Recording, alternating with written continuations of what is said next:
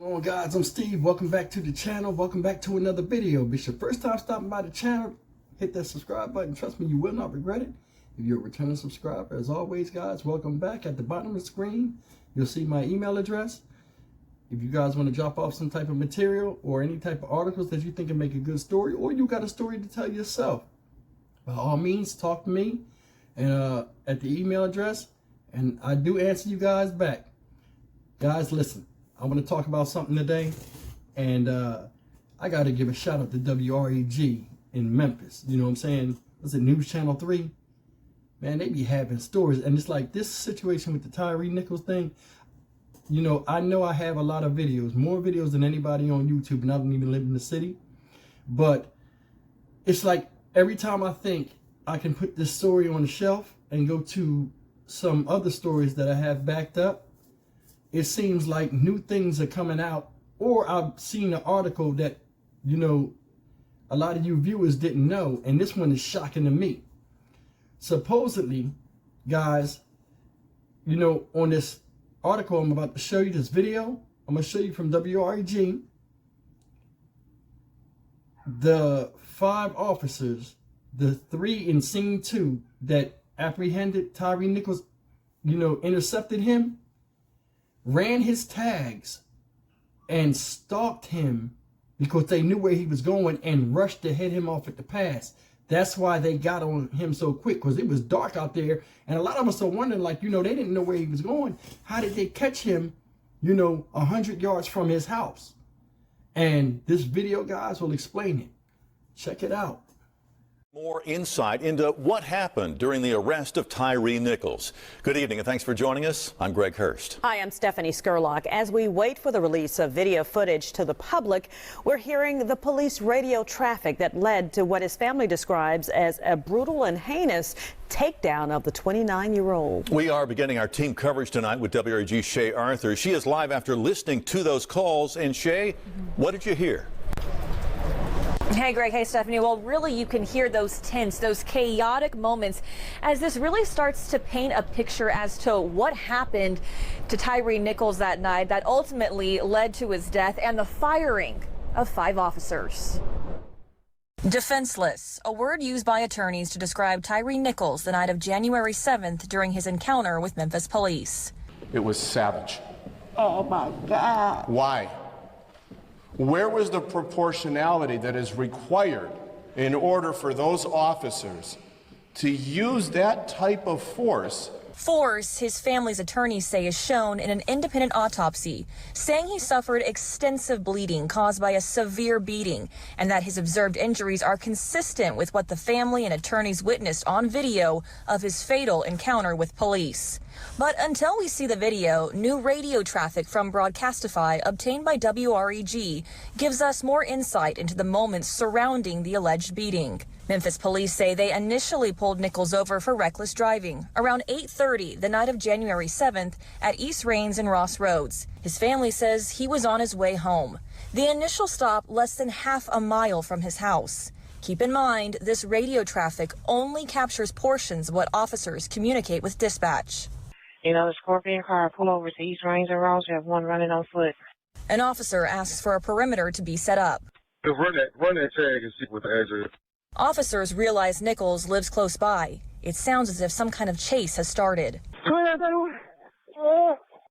At Ross and Castlegate Lane, he's fighting at this time. What happens over the course of the interactions and confrontations as described by police is sparsely documented on the radio.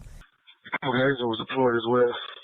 All right, this police. We need y'all to come to East Range and Ross. We have officers on scene. They sprayed a person. But there are moments of screaming and heavy breathing. Castlegate and Bear Creek. 55 just made the scene over here with me. If you're able to, bring the suspect over here. Hey, 2932, we got him in cuffs. Nichols' family says he ran because he was terrified for his life, and said on the video he calls for his mother. 2 Memphis firefighters are also relieved of duty while this investigation is underway.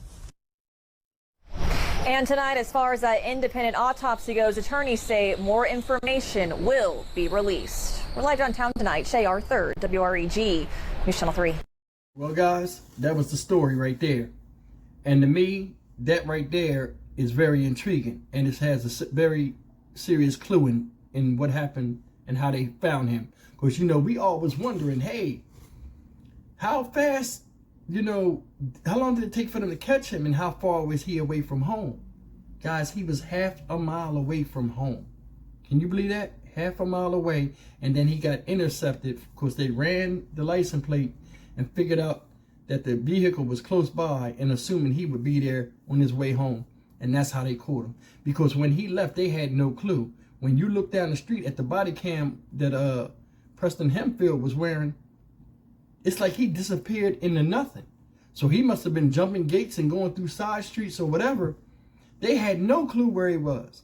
And, you know, watching the video, they said he ran that way like they didn't even know.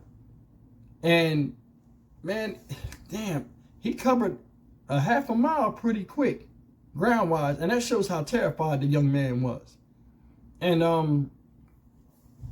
mean, it's just sad. Because it's like, you know, hey, we know where he's going. Let's just, on a hunch, go that way. And that's why the camera shows them running up directly behind him. The cameras wasn't on when they was in the car. You notice in the video, they're running already. And I guess they pushed the body cam when they was running. You know, and that's when they caught him. Right there on the corner, and his house was 100 yards away. But that's interesting. You know, and it's sad at the same time. But I mean, what's compelling about it is if I put myself in that situation, and you wouldn't escaped, you're already frantic. You're trying to go through what happened to you a second ago in your mind. Because, you know, getting punched in the face is traumatic a lot of times. And that man was pummeled. So he probably like, what happened? Why are these police after me?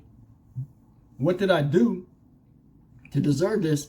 And his first instinct is to just get home, tell his parents, because he probably like, yo, I'm going to have to sue these people or whatever. And they couldn't let him get away. And the thing is, bottom line is this, guys. It was almost like they had to catch him. Because what they did to him, they know they were going to face scrutiny. So it's like they had to catch him no matter what. So I don't even know if, you know, I know it was a priority to catch him because, you know, they treated him as if he was a felon. But after they beat on him, I know that conversation in the car was like, yo, we can't let this guy get away because, you know, we did too much to him. And, you know, we'll really get in trouble and stuff. So I think it was desperation on their part, too. And that's why I think Emmett Martin, of course, you could hear him, hey, run the tag. What house is the tag from?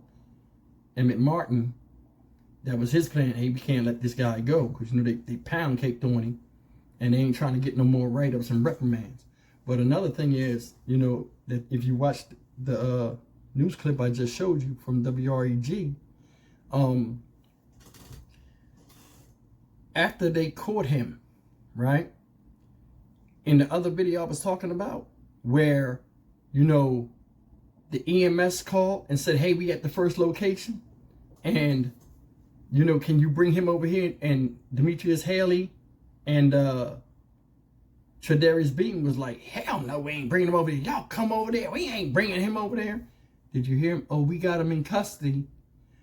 You didn't hear, hey, bring him over here because they were arguing about it. And everybody was like, oh, hell no. And then they was like, oh, we got him in custody. So I guess they made the EMS go over there, which subsequently, you know, he had massive blood loss. And that time, that 20-something minutes of time, well, more than 20 minutes, because it was, what he said, 27 minutes they were on scene just looking at him. You know, between them arriving and getting him in the ambulance and leaving is 27 seconds. You got to add 10 to 12 minutes to that. And, you know, you can lose a lot of blood at time. And, you know, it said the injuries were, you know, consistent with loss of blood and what the video showed. So, like I said, I don't know how they're going to get out of this, guys. I mean, everything's pointing to you. But I'm going to tell you, if they get off, say like they get off. Could you imagine what happened in that city? That's why when the verdict comes, I ain't going to be there. I'll go in the beginning. But, I mean, this would be a bad thing. But I mean, that's very unlikely because I mean, all the evidence points to them. And like I said, it's sad. But guys, leave me a comment, man. Tell me what you think about that. And I'm gonna tell you something that's funny. It seemed like all of these news stories was hyping up the situation of the video. That story right there came out the same day the video came out, a few hours before. Because remember, they let the video go at night. So all of these 911 calls and stuff, and I'm like, man, how are they getting all this information before all the video and stuff comes out? I mean, I guess it's the media, they get access. But it almost make me think like some people seen the video already before the video was even out, but they had to be hush about it. Because all this news was like a build-up. And I'm like, why is it such a build-up over a police video where somebody was beaten and, you know, subsequently, you know, they were beaten really bad in the street, when there are a lot of videos all around that have never had this much hype, and now we see. But guys, like I said, leave a comment, man. Story's messed up, and I just didn't know that they already knew. I mean, can you imagine that? Just running home, thinking you making it, and they already know. They sitting there waiting for you. Or they just in the cut because, hey, he coming this way. That's horrific, man. As always, guys, like, comment, share, and subscribe. I appreciate you guys listening to me ramble. You know, I appreciate you guys. I love you as always. I'll see you in the next video. Take care.